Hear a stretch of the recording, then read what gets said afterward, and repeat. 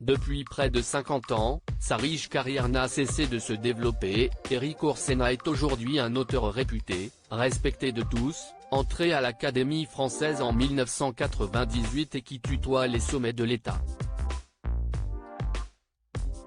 Un homme qui n'a aucune envie de s'arrêter, malgré le temps qui passe, puisqu'il fêtera ses 76 ans en mars mais vient de sortir son nouveau livre, une critique à peine déguisée de Vincent Bolloré. Cependant l'homme de lettres n'oublie pas sa vie privée, déjà marié 3 fois, divorcé 3 fois, il a eu 2 enfants et a notamment partagé sa vie avec Sophie Davant pendant plusieurs mois.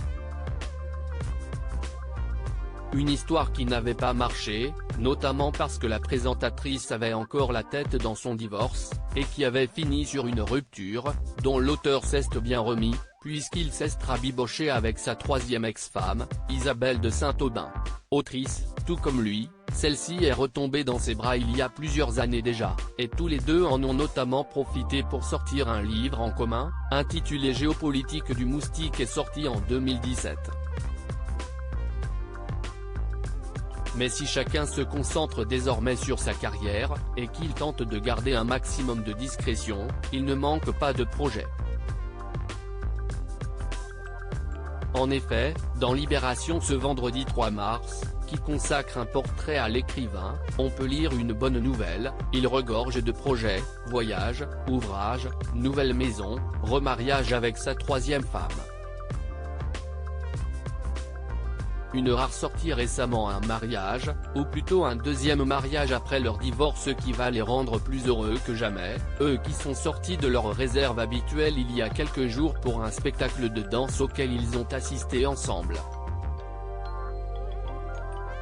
Une rare sortie entre l'écrivaine et celui que Sophie Davant décrivait comme un être attentif et sensible qui montre que tout va bien pour eux, dans le meilleur des mondes.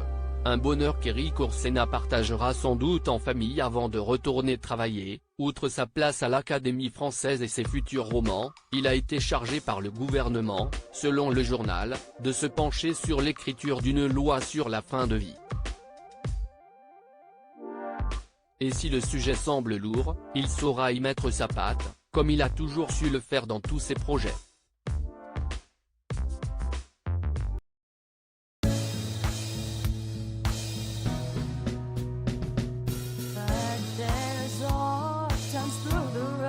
I think you can let me know. Sit down, sit back, let me help you out.